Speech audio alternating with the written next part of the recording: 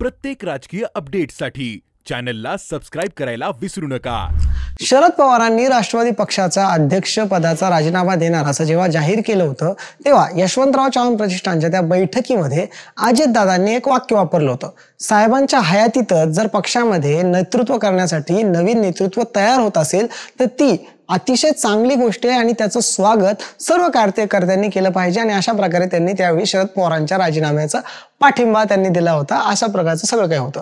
राजकारणामध्ये अजितदादांनी जे वाक्य वापरलं अगदी तसंच काहीसं वाक्य आता मुंबई इंडियन्सच्या मॅनेजमेंट कमिटीने वापरलेलं आपल्याला पाहायला मिळतंय आणि त्यांनी रोहित शर्मांच्या नेतृत्वावर प्रश्नचिन्ह उपस्थित न करता त्याला कर्णधार पदावरून काढून टाकून तिथे हार्दिक पांड्याची मुंबई इंडियन्सचा नवीन कर्णधार म्हणून नियुक्ती केलेली आहे। आता हार्दिक पांड्या जो 2 वर्ष गुजरातमध्ये होता तो मुंबईमध्ये परत आलाय आणि परत येताना मुंबईचा नवीन कर्णधार म्हणून समोर येतोय। 10 वर्ष ज्या व्यक्तीनं मुंबई इंडियन्सचं कर्णधार पद भूषवलं, ज्याच्या नेतृत्वात 1 2 3 नव्हे तर तब्बल 5 वेळा मुंबई इंडियन्सचा संघ हा IPLचा विजेता ठरला, त्या कॅप्टनला काढून हार्दिक पांड्याला पुन्हा कॅप्टन करण्याचा मुंबई इंडियन्सचा डाव नेमका काय आहे आणि या डावामागे खऱ्या अर्थानं रोहित शर्माचा गेम करण्यात आलाय का, पाहूयात ह्या व्हिडिओमध्ये। नमस्कार मंडळी, मी आहे अनिकेत, तुम्ही पाहताय महाराष्ट्र भूमी।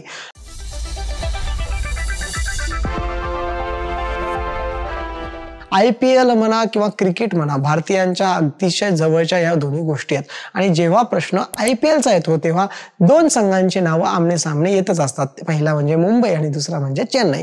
मुंबई चेन्नई हे IPLच्या इतिहासातील यशस्वी संघ म्हणून पाहिले जातात। एकीकडे चेन्नईचं नेतृत्व ज्या महेंद्रसिंग धोनीने केलं, त्याच महेंद्रसिंग धोनीच्या फॅन फॉलोअर्समुळे चेन्नईची लोकप्रियता खूप जास्त प्रमाणात पोहोचलेली आहे। दुसरीकडे सचिनचा संघ सुरुवातीला, नंतर रिकी पॉन्टिंग, लसित मलिंगा यांच्या नंतर 2013 पासून ज्या संघाची धुरा रोहित शर्मानं भूषवलेली आहे किंवा हाती घेतलेली आहे, त्याच रोहित शर्माच्या नेतृत्वात जवळपास 10 वर्षांमध्ये मुंबई इंडियन्सची सुद्धा लोकप्रियता प्रचंड वाढल्याची आपल्याला पाहायला मिळाली आहे। म्हणजे विचार करा, 2013 पासून 2023 पर्यंत या संघानं अनेकदा आपल्या नावावर वेगवेगळे विक्रम केलेले होते आणि मुंबईची धुरा रोहित शर्मानं अतिशय योग्यरित्या सांभाळलेली होती। 2013चा साल आठवला असेल तर यंगस्टर म्हणून तिथे तो आलेला होता। रिकी पॉन्टिंगने जे आहे कॅप्टन्सी सोडलेली होती आणि तिथे रोहित शर्मा आला होता आणि त्यानंतर त्यानं वेगवेगळे कॉम्बिनेशन वापरून स्टार खेळाडूंचा योग्य वापर करून मुंबईला विजेतेपदापर्यंत पोहोचलेलं होतं।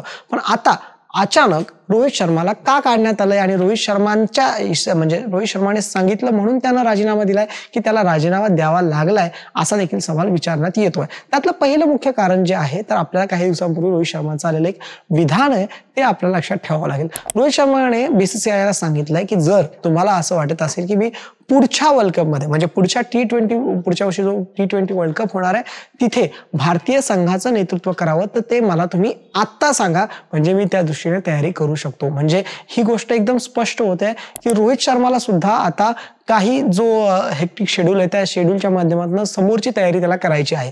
वन डेच्या वर्ल्ड कप मध्ये त्याने आता ज्या प्रकारची कामगिरी केली ती सर्वोत्तम होती, त्याने चांगलं काम केलेलं आहे, नेतृत्व चांगलं सांभाळलेलं आहे, पण आता वयाचा फॅक्टर आलेला आहे, त्याचं देखील वय झालेलं आहे आणि त्याला सुद्धा आपल्याला भविष्यात कुठल्या पद्धतीमध्ये खेळायचं हे सुद्धा त्याला ठरवावं लागणार आहे। आणि वर्ल्ड कपच्या पूर्वी आता ज्या प्रकारचे काही सामने होणार आहेत ज्याच्यामध्ये आता दक्षिण आफ्रिकेच्या सिरीजमध्ये तो खेळत नाही, फक्त टेस्टमध्ये तो येईल आणि नंतर पुन्हा 5 टेस्ट ज्या इंग्लंडमध्ये होतील, इंग्लंडच्या विरुद्ध आहेत, त्या टेस्टमध्ये तो कॅप्टन्सी करणार आहे। म्हणजे रोहित शर्माचा जो शेड्यूल आहे ते पूर्ण पॅक झालेला आहे आणि तो टेस्टमध्ये त्याने जास्तीत जास्त भर दिलेला आहे। त्यानंतर पुन्हा IPL सुरू होत आहे आणि IPLच्या नंतर लगेच वर्ल्ड कप पुन्हा येतो आहे T20चा। आता IPL नंतर लगेच जो वर्ल्ड कप येणार असेल तर रोहित शर्माची जी हेक्टिक शेड्यूल आहे त्यामधून कदाचित असं होऊ शकतं की रोहित शर्मा कदाचित IPL मधून ब्रेक घेऊ शकतो। अशा वेळी जर रोहित शर्मानं IPL मधून ब्रेक घेतला तर त्या जागी नेतृत्व करण्यासाठी मुंबईला एक लॉंग टर्म गोल हवा आहे।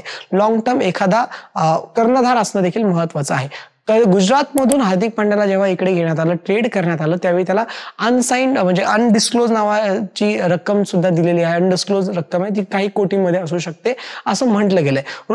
हार्दिक पांड्याला का या कर्णधारपद दिलं तर असं म्हटलं जातंय की हार्दिक पांड्या हा भारताचा, केवळ मुंबईचा नव्हे तर भारताचा सुद्धा T20चा कर्णधार बनू शकतो। अशा वेळी हार्दिक पांड्याची जी ब्रँड व्हॅल्यू आहे ती कॅच करण्यासाठी बीसीसीआयची जी व्हॅल्यू आहे किंवा जे सगळे बाकीच्या ॲडव्हर्टाईज या सगळ्या गोष्टी आहेत त्या हार्दिक पांड्याच्या भोवती ठेवण्यासाठी, आणि तसा जर भारताचा कॅप्टन मुंबईचा कॅप्टन असेल तर ते त्यांच्यासाठी महत्त्वाचं ठरू शकतं, मुंबईच्या ब्रँड व्हॅल्यूसाठी ते महत्त्वाचं ठरू शकतं.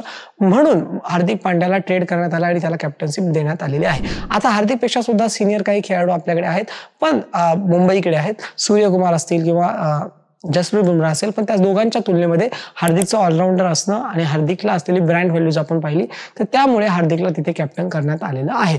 अजूनही रोहित शर्माचं या बाबतीतचं कुठलंही ऑफिशियल स्टेटमेंट आजपर्यंत आलेलं नाहीये.